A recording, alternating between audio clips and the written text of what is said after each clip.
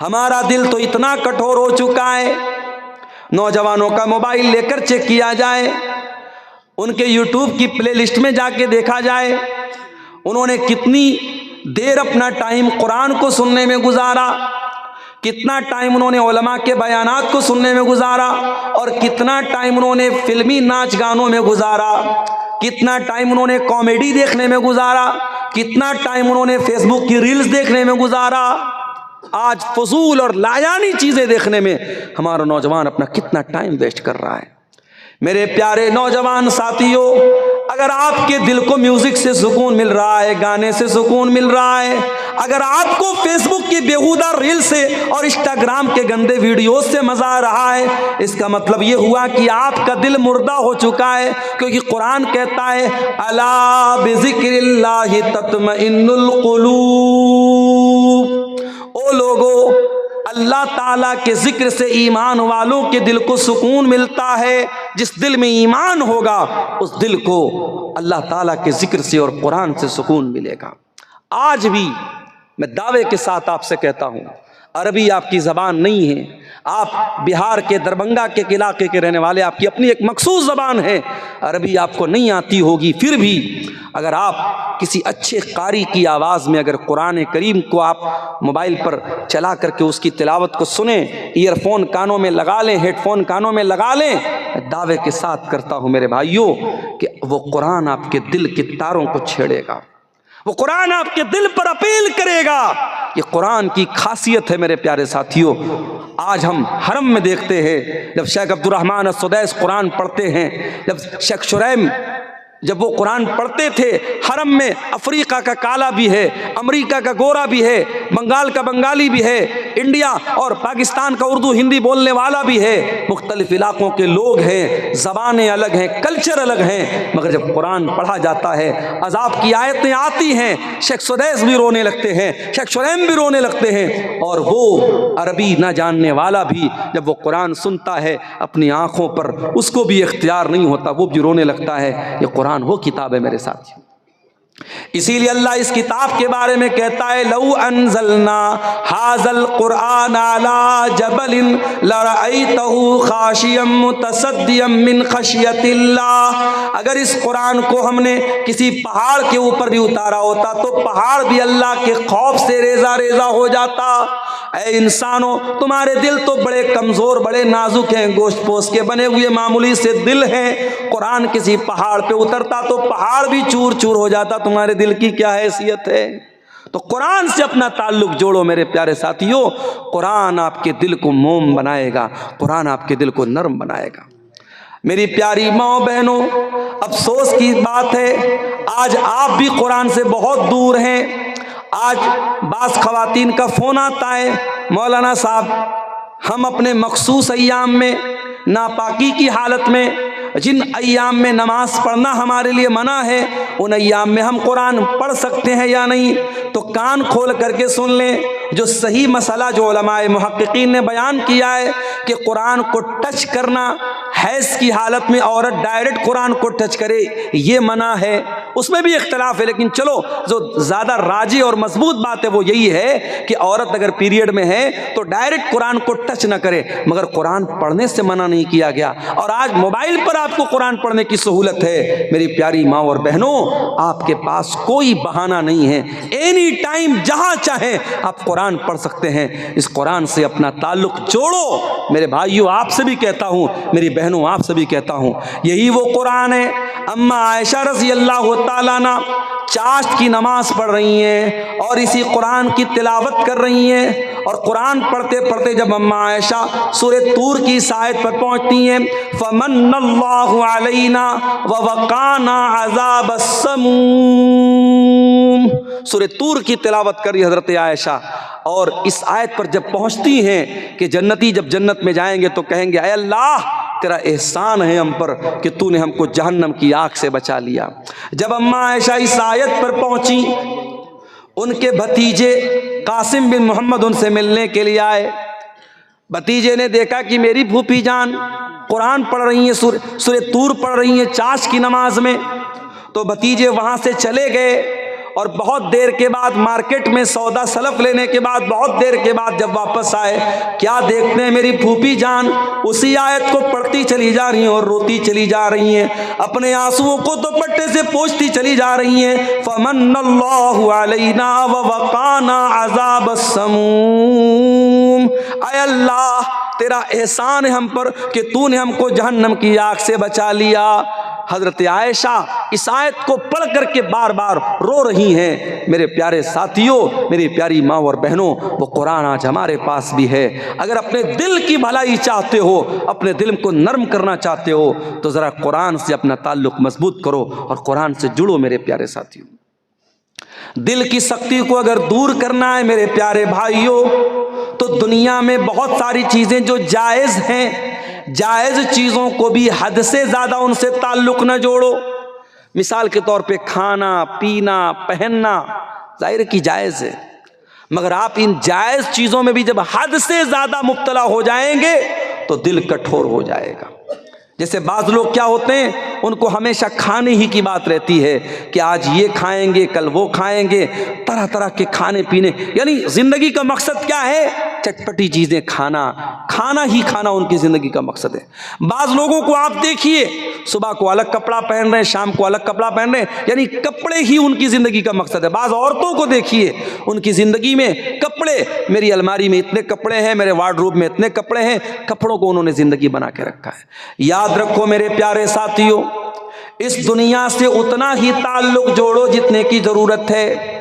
اصل تیاری آخرت کی کرو۔ دنیا میں اچھا کھاؤ اچھا پہنو، منع نہیں ہے، مگر دنیا کو سب کچھ اگر سمجھ کر کے بیٹھ گئے تو قرآن کی وارننگ بھی سن لو، بل تؤثرون الحیات الدنیا والآخرۃ خیر وابقی۔ میرے بندو، تم دنیا کی زندگی کو ترجیح دیتے ہو، دنیا کی زندگی کو پرائیورٹی دیتے ہو، سب کچھ سمجھتے ہو، جبکہ آخرت کی زندگی زیادہ بہتر اور زیادہ باقی رہنے والی ہے۔ یہ کون سی عقل مندی ہے کہ اس 40 سال کی 50 سال کی زندگی کے لیے اتنی محنت ہم کرتے ہیں اور اس پرماننٹ زندگی کے لیے ہم کوئی محنت نہیں کرتے۔ میں نے اپنی آنکھوں سے دیکھا ہے لوگوں کو جن کو اپنے سونے کی چوڑیوں پر بڑا ناز تھا، وہ عورتیں جب مر گئیں ان کی چوڑیاں کسی اور کے ہاتھوں میں چلی گئیں۔ جن کو اپنے بینک بیلنس پر بڑا ناز تھا، اپنی دولت پر بڑا ناز تھا، اپنی سرکاری نوکری پر بڑا ناز تھا، آج دنیا سے چلے گئے۔ ان کے بچے کہیں چلے گئے، ان کی بیوی کہیں چلی گئی، ان کی پراپرٹی پر کوئی اور قابض ہو گیا۔ میرے پیارے ساتھیوں، یہ دنیا ہے، یہ دنیا ہے۔ وَمَا الْحَيَاةُ الدُّنْيَا إِلَّا مَتَاعُ الْغُرُورِ، یہ دھوکے کا سامان ہے، یہ دھوکے کا سامان ہے، بڑی بے وفا ہے یہ دنیا۔ اس دنیا نے آج تک کسی کے ساتھ وفا نہیں کی ہے۔ عبد الرحمن ابن عوف کو دیکھو، کون ہے عبد الرحمن بن عوف؟ نبی کے بڑے جلیل القدر صحابی ہیں، نبی کے ان 10 صحابہ میں شامل ہیں جن کو اللہ کے نبی نے جنت کی خوشخبری سنائی ہے۔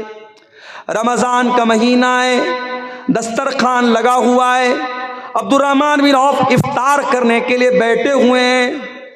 اچانک ان کو جنگ احد کا ایک منظر یاد آ جاتا ہے۔ جنگ احد میں اللہ کے نبی کے ایک صحابی جن کا نام مصعب بن عمیر تھا، وہ شہید ہو جاتے ہیں۔ مصعب بن عمیر لمبے تڑنگے بدن کے مالک تھے۔ جب کفنایا جانے لگا تو کفن کی چادر چھوٹی پڑ گئی، ان کے سر کو ڈھانپا جاتا تھا تو پیر کھل جاتا تھا، پیر کو ڈھانپا جاتا تھا تو سر کھل جاتا تھا۔ بڑی مشکل سے ان کے سر کو ڈھانپا گیا اور پیر کے اوپر اذخر گھاس کو ڈال کر کے ان کو قبر میں ڈالا گیا۔ عبد الرحمن بن عوف کہتے ہیں، او لوگو، مصعب بن عمیر اللہ کے نبی کے اتنے جلیل القدر صحابی تھے اور اس حالت میں ان کو دفن کیا گیا کہ ان کو کفن کی چادر تک نصیب نہ ہوئی۔ یہ وہ لوگ تھے جنہوں نے دنیا میں نیکی کی اور آخرت میں اس کا بدلہ پائیں گے، اور ایک ہم لوگ ہیں کہ جو اپنی نیکی کا مزہ دنیا میں پا رہے، دنیا میں کھا رہے ہیں۔ اتنا کہہ کر کے عبد الرحمن ابن عوف رونے لگے اور دسترخوان چھوڑ کر کے چلے گئے۔ ایک چیز اپنے منہ میں نہ ڈالی، دنیا کی ساری نعمتیں ان کے لیے حقیر بن گئی۔ میرے بھائیوں، ساری نعمتیں سامنے ہیں، مگر جب اپنی آخرت کو یاد کیا، اپنے انجام کو یاد کیا، عبد الرحمن ابن عوف نے اس دسترخوان سے ایک بھی سامان نہیں اٹھایا اور بغیر کھائے چل دیے۔ تو کھاؤ پیو لیکن ایک حد تک میرے پیارے ساتھیوں دنیا سے ایک حد تک اپنا تعلق جوڑو۔ اسی لیے قرآن کہتا ہے وَابْتَغِ فِي مَا آتَاكَ اللَّهُ الدَّارَ الْآخِرَةَ وَلَا تَنْسَ نَصِيبَكَ مِنَ الدُّنْيَا، دنیا میں آخرت کی تیاری کرو اور دنیا کو سب کچھ نہ سمجھو، دنیا میں جو تمہارا حق ہے، جو حصہ ہے، اس کو مت بھولو، لیکن دنیا میں آخرت کی تیاری کرو۔ تو دل کی سختی کو اگر دور کرنا ہے تو یہ کام ہمیں کرنا پڑے گا کہ ہم دنیا سے بس ضرورت بھر تعلق رکھیں، دنیا دار نہ بنیں، دنیا پرست نہ بنیں۔ دل کی سختی کو اگر دور کرنا ہے تو ایک اور کام کرنا پڑے گا، بہت زیادہ ہنسی مذاق کرنا، بہت زیادہ چٹکلے بازی کرنا، لطیفے سننا سنانا، اس سے بھی پرہیز کرنا چاہیے۔ اللہ کے پیارے نبی فرماتے ہیں وَلَا تُكْثِرِ الضِّحْكَ فَإِنَّ كَثْرَةَ الضِّحْكِ تُمِيتُ الْقَلْبَ، بہت زیادہ ہنسی مذاق نہ کیا کرو، بہت زیادہ ہنسی مذاق کرنے سے دل مردہ ہو جاتا ہے۔ بعض لوگوں کو آپ دیکھیے ان کا ایک مزاج ہوتا ہے، ان کو جب دیکھو تب ہنسی مذاق اور چٹکلے بازی ان کی زندگی کا مقصد ہوتا ہے۔ معاف کرنا میرے پیارے ساتھیوں، ہنسی مذاق کی بھی ایک سیما ہوتی ہے۔ اگر آپ زندگی کو لے کر کے سیریس نہیں ہیں، اپنے انجام کو لے کر کے سیریس نہیں ہیں، اس کا مطلب کہ آپ کا دل مردہ ہو رہا ہے۔ نبی نے فرمایا کہ زیادہ ہنسنے سے دل مردہ ہو جاتا ہے۔ اگر اس دل کی سختی کو دور کرنا ہے، ایک اور کام ہم کو کرنا پڑے گا، اور وہ کام یہ ہے کہ کثرت سے اللہ تعالیٰ کا ذکر کریں، اللہ کو کثرت سے یاد کریں۔ جتنا زیادہ اللہ کو یاد کریں گے اتنا دل کے اندر نرمی پیدا ہوگی۔ امام حسن بصری کے پاس ایک آدمی آیا، اس نے کہا امام صاحب میرا دل بڑا سخت محسوس ہوتا ہے، میں کیا کروں؟ امام صاحب نے فرمایا عذبہ بذکر اللہ، اپنے دل کو اللہ تعالیٰ کے ذکر سے ملائم بناؤ، نرم بناؤ، دل کو پگھلا دو اللہ تعالیٰ کے ذکر سے۔ جتنا آپ اللہ تعالیٰ کا ذکر کریں گے دل کی سختی اتنی دور ہوگی، دل اتنا ملائم ہوگا، دل اتنا نرم ہوگا۔ اسی طریقے سے اگر دل کی سختی کو دور کرنا ہے ایک اور کام ضرور کیجئے۔ آج باڑ سمیلہ میں یہ پروگرام ہو رہا ہے، ہو سکتا ہے یہ تو سالانہ پروگرام ہے، آپ کی مسجدوں میں کبھی کوئی عالم آیا، کوئی درس ہو رہا ہے، کوئی دین کی بات ہو رہی ہے، کوئی مہمان عالم آیا، کوئی درس دے رہے ہیں، تقریر کر رہے ہیں۔ اس طریقے کی دینی مجلسوں میں ضرور شرکت کیا کرو میرے ساتھیوں۔ کوئی عالم اگر آپ کے محلے کی، آپ کی گاؤں کی مسجد میں آتا ہے اور آپ کو دین کی باتیں سناتا ہے، نصیحت کرتا ہے، اس طریقے کی علمی مجالس میں ضرور شرکت کیا کرو۔ قرآن کہتا ہے وَذَكِّرْ فَإِنَّ الذِّكْرَىٰ تَنفَعُ الْمُؤْمِنِينَ، اے نبی آپ نصیحت سنائیے، نصیحت مومنوں کو فائدہ پہنچاتی ہے۔ امام احمد ابن حنبل رحمۃ اللہ علیہ بہت بڑے امام تھے، ان کو تین بادشاہوں نے کوڑے مروائے تھے، ان کے پیٹھ پر جلادوں نے کوڑے مارے تھے، اتنے کوڑے مارے گئے تھے ان کو کہ لکھنے والوں نے لکھا ہاتھی کو مارا جاتا تو ہاتھی پاگل ہو جاتا۔ اور کیوں کوڑے کھائے تھے امام احمد ابن حنبل نے؟ کوئی چوری کی تھی انہوں نے نعوذ باللہ، کوئی غلط کام کیا تھا؟ نہیں، ایک عقیدے کا مسئلہ تھا، عقیدے کا مسئلہ تھا۔ اس زمانے میں ایک فتنہ پیدا ہوا کہ قرآن اللہ کا کلام نہیں ہے، قرآن اللہ کی مخلوق ہے۔ امام احمد ابن حنبل نے ڈنکے کی چوٹ پر کہا کہ نہیں، قرآن اللہ کا کلام ہے، اور یہی عقیدہ نبی نے ہم کو دیا ہے، یہی عقیدہ صحابہ نے ہم کو دیا ہے، ہم اسی عقیدے پر قائم رہیں گے، اگر اس کے خلاف کوئی عقیدہ ہے ہم اس کو نہیں مانیں گے۔ اس عقیدے کی بنیاد پر امام احمد ابن حنبل کو 3 بادشاہوں کے دور میں، 3 خلفاء کے دور میں کوڑے مارے گئے۔ امام احمد ابن حنبل جب جیل جا رہے تھے، ان کے ہاتھوں اور پیروں میں زنجیریں جکڑی جا رہی تھیں، تو امام احمد ابن حنبل کہتے ہیں کہ ایک اعرابی، ایک دیہاتی، اس موقع پر اس کی نظر میرے اوپر پڑی، اس نے دیکھا کہ امام احمد ابن حنبل صحیح عقیدے کے لیے اور قرآن و حدیث کے دفاع کے لیے جیل جا رہے ہیں اور ان کے ہاتھ اور پیروں میں زنجیریں ہیں۔ اس نے کہا یا احمد ان یقتلک الحق مت شہیدا وان عشت عشت حمیدا، اے احمد ابن حنبل سچائی کے راستے میں تم جیل میں جا رہے ہو، حق راستے میں تم جیل میں جا رہے ہو، اگر اس سچائی کے راستے میں، حق کے راستے میں اگر آپ کو موت آ جائے تو اے احمد ابن حنبل آپ شہادت کی موت آپ کو آئے گی، شہید ہو جائیں گے آپ، اور اگر زندہ رہیں گے، اگر آپ بچ گئے تو دنیا تعریف کرے گی کہ احمد ابن حنبل اللہ کی توحید کے لیے جیل میں گیا تھا۔ اے احمد ابن حنبل، آپ کے دونوں ہاتھ میں لڈو ہے، مر گئے تو شہادت کی موت ہوگی، بچ گئے تو لوگ آپ کی تعریف کریں گے۔ احمد ابن حنبل کہتے جب میں جیل میں گیا اور جلادوں نے میری پیٹھ پر کوڑے برسائے اور میرے ہاتھوں میں جب زنجیریں پہنائی گئیں تو مجھے اس جلاد کی بات، اس عرابی کی بات یاد آئی، اس دیہاتی کی بات یاد آئی، فقوی قلبی، اور اس کی باتوں کو یاد کر کے میرا دل مضبوط ہو گیا۔ میرے پیارے ساتھیوں، کبھی ایسا ہوتا ہے کوئی ایک تقریر، کوئی ایک بات، کسی عالم کی کوئی ایک نصیحت دل کی دنیا بدل دیتی ہے۔ ایک ڈاکو تھا جس کا کام تھا ڈاکہ ڈالنا، جس کا کام تھا چوری کرنا، لوگوں کے گھروں میں جا کے چوری کرتا تھا، ڈاکہ ڈالتا تھا۔ اسے ایک لڑکی سے محبت ہو گئی، اس لڑکی سے ملنے کے لیے اس کے مکان کی چھت پہ گیا، رات کا سناٹا تھا، دور کوئی اپنے گھر میں بیٹھ کے قرآن پڑھ رہا تھا، اور قرآن پڑھتے پڑھتے سورہ حدید کی آیت نمبر 16 اس تلاوت کرنے والے نے تلاوت کی، اور وہ اس چور اور ڈاکو کے کانوں میں وہ آیت پڑ گئی، الم یان للذین آمنوا ان تخشع قلوبہم لذکر اللہ، کیا ایمان والوں کے لیے ابھی وہ سمے نہیں آیا، وہ وقت نہیں آیا کہ اللہ کا کلام سن کر کے ان کے دل پگھل جائیں۔ یہ آیت اس چور کے کان میں پڑی، اس ڈاکو کے کان میں پڑی، اس نے کہا کہ اے اللہ اب وہ سمے آ چکا ہے، وہ وقت آ چکا ہے، اے اللہ میں توبہ کرنا چاہتا ہوں۔ وہ وہاں سے نکلا اور ایک دوسری جگہ پہنچا جہاں بہت سارے لوگ اکٹھا تھے اور آپس میں باتیں کر رہے تھے۔ وہ جا کر کے ان کی باتیں سننے لگا، وہ آپس میں کیا باتیں کر رہے تھے۔ کچھ لوگوں کا کہنا تھا کہ ہمیں یہاں رکنا چاہیے، اور کچھ لوگوں کا کہنا تھا یہاں سے نکل جانا چاہیے، کچھ لوگوں کا کہنا تھا کہ ہمیں یہاں رک جانا چاہیے کیونکہ رات کا وقت ہے، اور اس علاقے میں ایک بہت بڑا ڈاکو ہے جس کا نام فضیل ابن عیاض ہے، وہ ڈاکہ ڈالتا ہے، وہ چوری کرتا ہے، وہ آئے گا ہمارا مال چوری کر لے گا، اس لیے بہتر ہے کہ ہم یہیں پر رات گزارے صبح نکلیں گے۔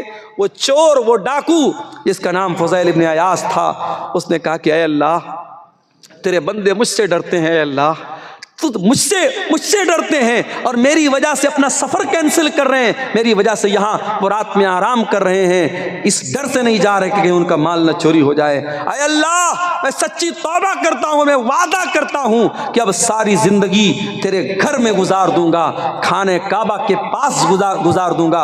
اے اللہ میں خانہ کعبہ سے اپنے آپ کو جوڑ لوں گا، اور دنیا اس انسان کو امام فضیل ابن عیاض کے نام سے یاد کرنے لگی، اور وہ انسان جا کر کے اللہ کے گھر کے ساتھ اس نے ایسا تعلق جوڑا کہ ان کو اللہ کے گھر کا مجاور کہا جانے لگا، اللہ کے گھر سے چپک جانے والا اور اس کے پڑوس میں رہنے والا ان کو کہا گیا۔ تو میرے ساتھیوں توبہ کرو، توبہ کرو، اور اس طریقے کی دینی مجلسوں سے فائدہ اٹھاؤ، یہاں جانے سے آپ کے دل کی سختی دور ہوگی۔ ایک دو چیزیں اور سن لیجئے، میں تقریباً 1:45 بج رہے ہیں اور ابھی مجھ کو فوراً نکلنا بھی ہے، لمبا سفر ہے، 450 سوا 400 کلومیٹر، صبح 8:30 بجے پہنچنا بھی ہے۔ ایک دو باتیں اور سن لیجئے، بات ہم ختم کریں گے، ہمارے ڈرائیور صاحب جی گاڑی کو ریڈی کر چکے ہیں۔ دل کی سختی کو اگر دور کرنا ہے میرے بھائیوں، ایک کام ہمیں اور کرنا پڑے گا۔ نبی اکرم نے وہ طریقہ بتایا۔ ایک صحابی اللہ کے نبی کے پاس آئے، کہا اے اللہ کے نبی میرا دل بڑا کٹھور ہو گیا ہے، بڑا سخت ہو گیا ہے، اس دل کی سختی کو دور کرنے کے لیے میں کیا کروں؟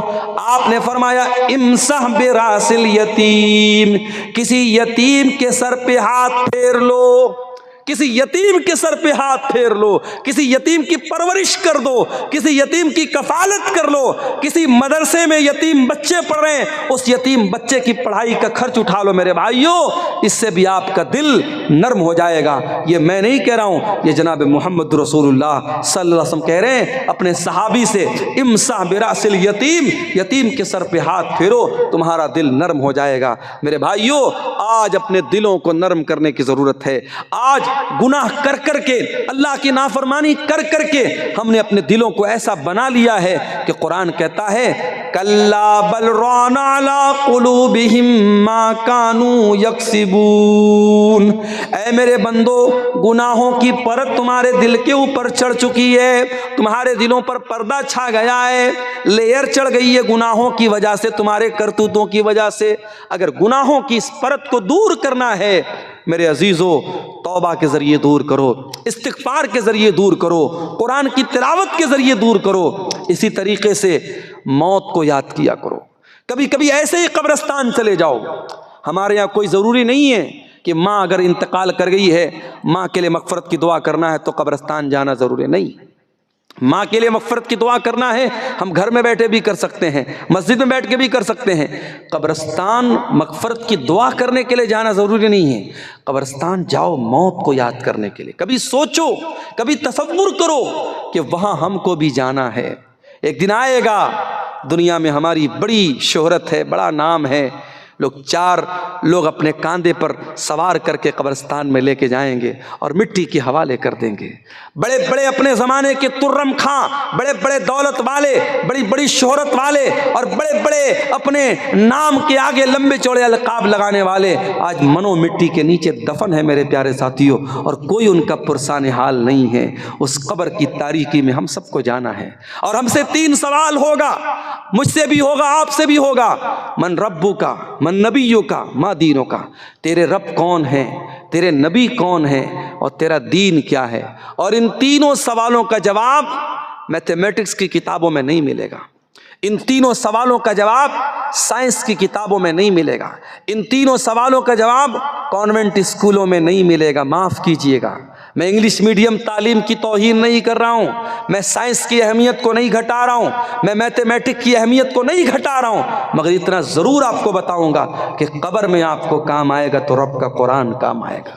یہی قرآن جس کے پڑھنے والوں کو آپ حقیر سمجھتے ہیں، جس کے پڑھانے والوں کو آپ حقیر سمجھتے ہیں، جو قرآن پڑھانے والا آج رمضان میں زکوٰۃ کی بھیک مانگنے آپ کے در پہ آئے تب وہ مدرسہ چلائے گا۔ یہ حالات کیوں ہیں میری قوم کے، اس پر بھی ہمیں غور کرنے کی ضرورت ہے۔ بڑے بڑے سیٹھوں کے یہاں بھکاریوں کی طرح یہ مدارس کے سفرا، یہ مدارس کے ذمہ دار بھکاریوں کی طرح لائن لگا کے کھڑے ہوتے ہیں اور زکوٰۃ کی رقم انہیں بھکاریوں کی طرح دی جاتی ہے۔ یہ بھی ایک لمحہ فکریہ اور غور کرنے کا مقام ہے کہ آپ کو قرآن پڑھانے والا اور آپ کے بچوں کو قرآن پڑھانے والا آپ کے در پہ آ کے بھیک مانگتا ہے تب وہ قرآن پڑھا پاتا ہے۔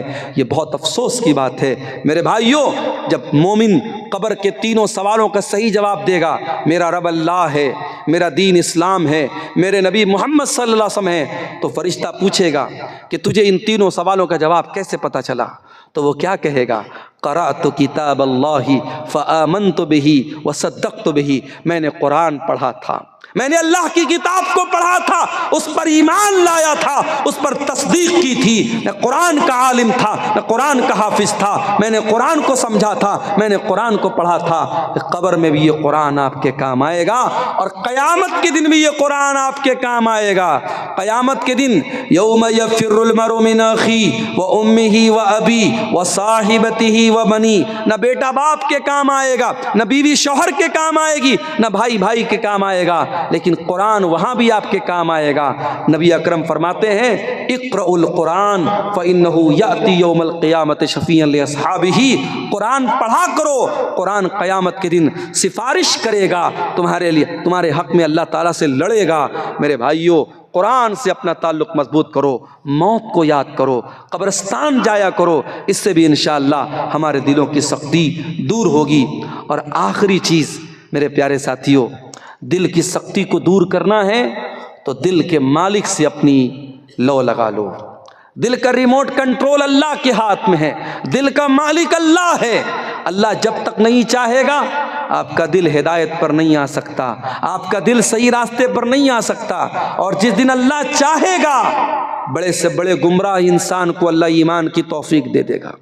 بڑے بڑے بالی ووڈ کے اور ہالی ووڈ کے فلمی ہیرو اور ہیروئن جن کی ساری زندگی ناچ گانے میں گزری، جس دن اللہ نے ان کو ہدایت دینی چاہی ہدایت کے راستے پر آ گئے، اور جس کے دل کو اللہ تعالیٰ نے ہدایت سے محروم کر دینا چاہا وہ مسلمان تھا، مرتد ہو گیا۔ کوئی اپنے آپ کو کل تک مسلمان کہتا تھا، آج کافر ہو گیا، مشرک ہو گیا، اور آج دوسروں کے در پہ جا کے سر جھکانے لگا۔ اس لیے دل کے مالک سے اپنا تعلق جوڑو اور ایک دعا سکھا رہا ہوں، اور یہ دعا ہمارے پیارے نبی جناب محمد رسول اللہ صلی اللہ علیہ وسلم کثرت سے پڑھا کرتے تھے۔ یا مقلب القلوب ثبت قلبی علی دینک، اے دلوں کے پلٹنے والے میرے دل کو اپنے دین پر ثابت قدم کر دے، میرے دل کو اپنے دین پر جما دے۔ یہ دعا کثرت سے پڑھا کرو، انشاءاللہ یہ جو ہے آپ کو یہ دعا کام دے گی۔